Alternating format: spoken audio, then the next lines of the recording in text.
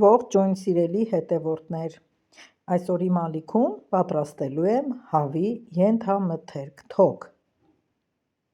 Ինչպես կուզեք անվանեք, սոխեռածով,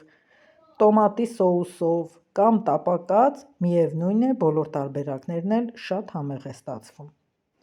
Հավի թոքը սննդարար, ցածր կալորիականությամբ և հեշտ մարսվող ենթամթերք է, որը հարուստ է և սպիտակուցով, և երկաթով և B խմբի վիտամիններով։ Այն նպաստում է արյան շրջանառության բարելավմանը, ամրացնում է իմունային համակարգը, ապահովում է օրգանիզմին անհրաժեշտ հանքանյութերով՝ ֆոսֆորով, կալիումով և մագնեզիումով։ Հավի թոքը պատկանում է դիետիկ սննդակարգին։ Ամեն տանտիկին ինքն է որոշում, թե ինչպես պետք է պատրաստել թոքը իրենց քիմքին հաճելի։ Մեր տանն էլ սիրում են հենց այս տարբերակը, բայց ժամանակ առ ժամանակ լինում է, որ չոր ռեհան եմ ավելացնում, լինում է, որ այսօրվա պես թարմը համեմ եմ ավելացնելու։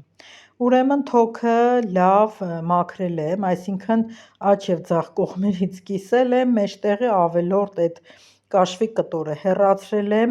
մի 5 անգամ, 10 անգամ լվացել եմ, թողել եմ հոսող ջրի տակ և դրել եմ եփվելու։ Կաթսայի մեջ ջուր եմ լցրել, ավելացրել թոքը, մարմանդ կրակի վրա թողել եմ եփվի 30 րոպե, ավելացրել եմ աղը վերջին 10 րոպեից առաջ և արդեն պատրաստ է, որ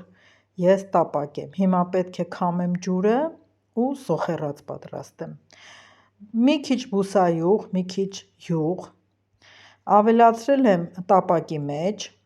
առատ սոխ եմ կտրատել, ցանկությունը ձերն է, թե ինչ կտորով կկտրատեք, ինչ չափի սոխը,